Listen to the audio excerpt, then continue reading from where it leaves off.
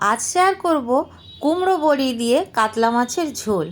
নমস্কার বন্ধুরা, আমি আলপনা সিম্পল এন্ড টেস্টিতে আপনাদের সবাইকে স্বাগত।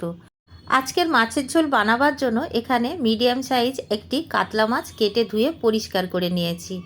স্বাদ অনুসারে লবণ দিয়ে দিয়েছি, দিয়ে দেব হাফ চা চামচ হলুদ গুঁড়ো,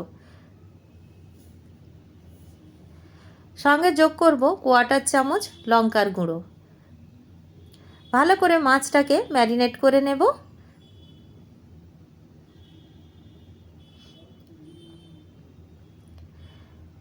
মাছের গায়ে লঙ্কা, হলুদ, লবণ খুব ভালো করে মাখিয়ে নিতে হবে। এই মাছের ঝোলটা বানাবার জন্য অবশ্য করে তাজা মাছ নিতে হবে। মাছের মাথার মধ্যে এইভাবে হাত দিয়ে দিয়ে খুব ভালো করে হলুদ, লঙ্কা, লবণ ভালো করে মাখিয়ে দিয়েছি, সাইডে রেখে দিয়েছি। এখানে একটা আলু বড় সাইজের কেটে নিয়েছি, মিডিয়াম সাইজ একটা বেগুন কেটে নিয়েছি। এখন এখানে একটি মশলা রেডি করে নেব। যে মশলাটা আগের থেকে রেডি করে রাখলে মাছের ঝোলের স্বাদ দ্বিগুণ বেড়ে যাবে। এখানে হাফ চা চামচ হলুদ গুঁড়ো রেখেছি, দিয়ে দিয়েছি 1 চা চামচ জিরার গুঁড়ো, ধনের গুঁড়ো দিয়ে দেব হাফ চা চামচ, দিয়ে দেব এখানে লঙ্কার গুঁড়ো কোয়ার্টার চামচ। ঝালটা আপনারা আপনাদের পছন্দ মতো দেবেন। এখানে আমি যোগ করব লবণ, স্বাদ অনুসারে লবণ এখানে দিয়ে দেব। অল্প একটু জল দিয়ে দেব।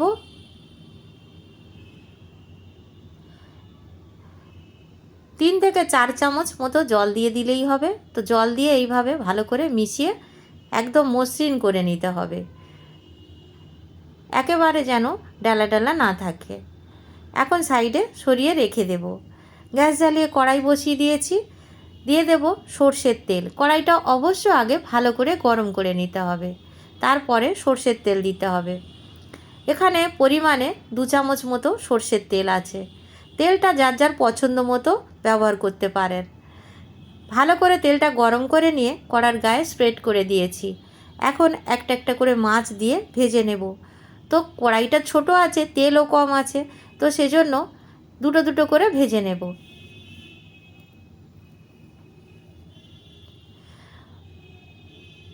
মাছগুলো খুব বেশি কড়া করে ভাজার প্রয়োজন নেই, তবে মাথার পিসটা একটু বেশি করে ভেজে নিতে হবে। দেখুন আমি একটু উল্টে পাল্টে মাথাটাকে ভালো করে ভেজে নিচ্ছি। আর এই মাছটা ভাজা হয়ে গেছে, লেজার অংশটা তুলে নেব। মাছের মাথার পিসটা সাইড করে দিয়ে গাদার পিসগুলো দিয়ে দেব।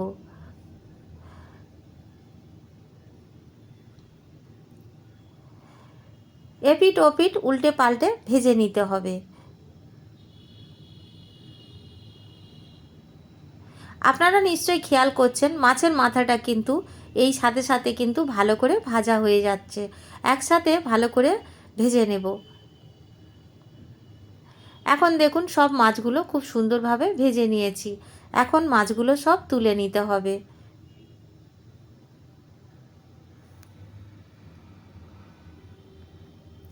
অনেক কম তেলে আমি রান্না করব এটা, তো আপনারা চাইলে একটু বেশি তেলে রান্না করতে পারেন।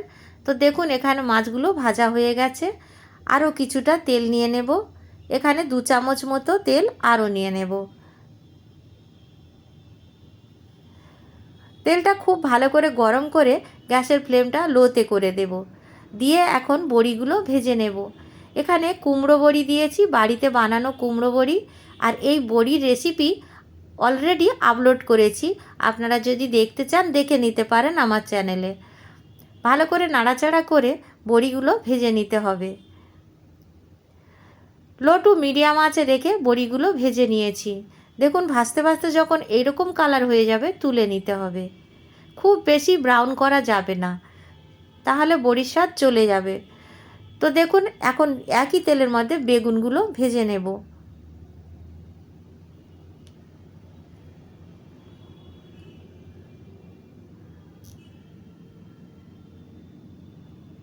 বেগুনগুলোকে একটু ব্রাউন কালার আসতে দেব। ভাজতে ভাজতে যখন কালারটা চেঞ্জ হয়ে যাবে, এইরকমই ব্রাউন কালার হয়ে যাবে, তখন তুলে নিতে হবে। তো এখন তুলে নিচ্ছি বেগুনগুলো। একই তেলের মধ্যে আলু দিয়ে দেব। আলুগুলোকেও খুব সুন্দর করে ভেজে নিতে হবে। আলুগুলো মিডিয়াম আঁচে রেখে ভেজে নিতে হবে। যাতে করে অল্প অল্প সেদ্ধও হয়ে যাবে আর সুন্দর ভাজাও হবে। নাড়াচাড়া করতে করতে যখন এইরকম কালার হয়ে যাবে তখন তুলে নিতে হবে। হালকা হালকা রং আসতে শুরু করলেই কিন্তু তুলে নিতে হবে। একই তেলের মধ্যে দিয়ে দেব ফোড়ন। এখানে আমি ব্যবহার করব রাঁধুনি এখানে আমি দেব 1/4 চামচ, আর সঙ্গে দিয়ে দেব পেঁয়াজ। এখানে ছোট্ট একটি পেঁয়াজ কুচিয়ে রেখেছিলাম, দিয়ে দিলাম। রাঁধুনি কিন্তু 1/4 চামচের বেশি দেয়া যাবে না, তাহলে কিন্তু অন্যরকম স্বাদ হয়ে যাবে। এখানে 4 পিস মাছের জন্য 1/4 চামচ যথেষ্ট। পেঁয়াজটাকে হালকা বাদামি কালার আসা পর্যন্ত ভাজতে হবে।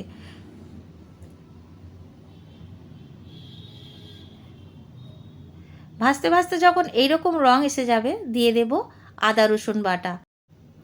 এখানে আদা রসুন বাটা একসাথে আছে, তো 2-4 চামচ দিয়ে দিলাম। আদা রসুন বাটাটা খুব ভালো করে নাড়াচাড়া করে ভেজে নিতে হবে পেঁয়াজের সাথে। যতক্ষণ না আদা রসুনের কাঁচা গন্ধ যায় ততক্ষণ ভাজতে থাকবো। এখন দেখুন খুব সুন্দর করে ভেজে নিয়েছি। এখন আমি যোগ করব আলু। ভেজে রাখা আলুগুলো এখন দিয়ে দেব। আলুগুলো দেবার পরে ভালো করে নাড়াচাড়া করে ভেজে নিতে হবে। 2 মিনিট মতো ভেজে নিয়েছি। এখন আমি যোগ করব যে মশলাটা আমরা জলের মধ্যে গুলে রেখে দিয়েছিলাম, সেই মশলাটা দিয়ে দেব।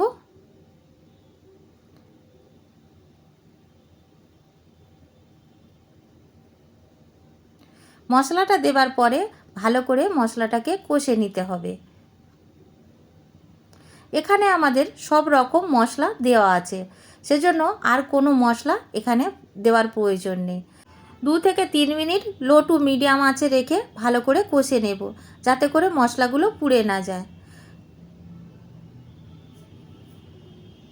সুন্দর করে দেখুন মশলাগুলো কষে নিয়েছি আলুটার সাথে। এখন কষা হয়ে গেছে, এখন দিয়ে দেব জল। তো এখানে আমি গরম জল ব্যবহার করব, আপনারা চাইলে ঠান্ডা জল ব্যবহার করতে পারেন। মশলাটা একেবারে খুব সুন্দরভাবে কষে নিয়েছি, আপনারা দেখে নিশ্চয়ই বুঝতে পেরেছেন। দিয়ে দেব এখানে 2 কাপ জল। তো আপনারা যতটা ঝোল রাখবেন সেই পরিমাণে জল দেবেন। এর মধ্যে কিন্তু বড়ি পড়বে, বেগুন পড়বে, আর বড়ি তো অনেকটা ঝোল টেনে নেবে, তো সেজন্য সেই বুঝে জলটা দিতে হবে। এখন ঢাকা দিয়ে মিডিয়াম আঁচে 5 মিনিট আলুটাকে সেদ্ধ হতে দিয়েছি। 5 মিনিট পর ঢাকা খুলে আপনাদের দেখাচ্ছি। দেখুন এখন আলুটা দেখে নেব সেদ্ধ হয়েছে কি না। আলুগুলো খুব সুন্দরভাবে সেদ্ধ হয়ে গেছে। এখন আমি দিয়ে দেব বড়ি আর বেগুন। যতক্ষণ না আলুটাও খুব ভালো করে সেদ্ধ হবে ততক্ষণ কিন্তু বড়ি বা বেগুন দেওয়া যাবে না, তাহলে বেগুনগুলো গলে যাবে আর বড়িগুলো ভেঙে যেতে পারে। এখন দিয়ে দেব ভেজে রাখা মাছ।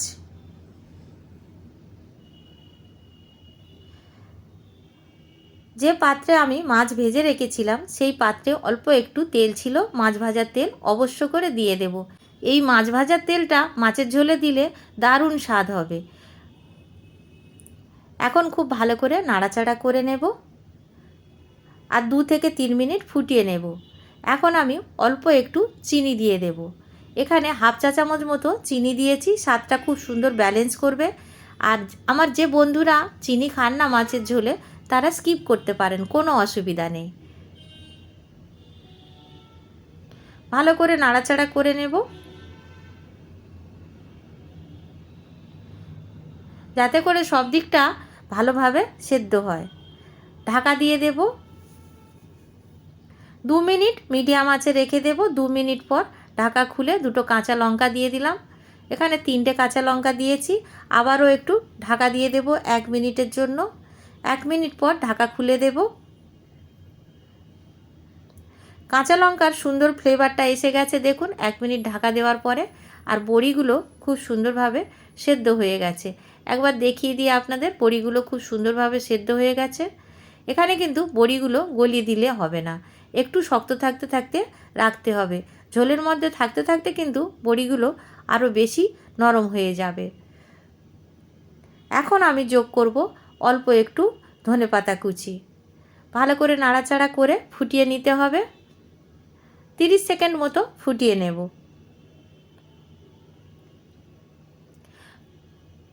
দুপুরে বা রাতে গরম ভাতের সাথে একবার এইভাবে বানিয়ে খেয়ে দেখবেন। খুব সহজ সরল রান্না এবং খুব কম মশলায় রান্না।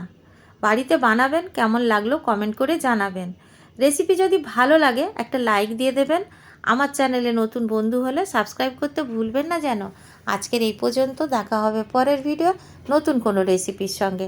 সুস্থ থাকবেন, ধন্যবাদ, নমস্কার।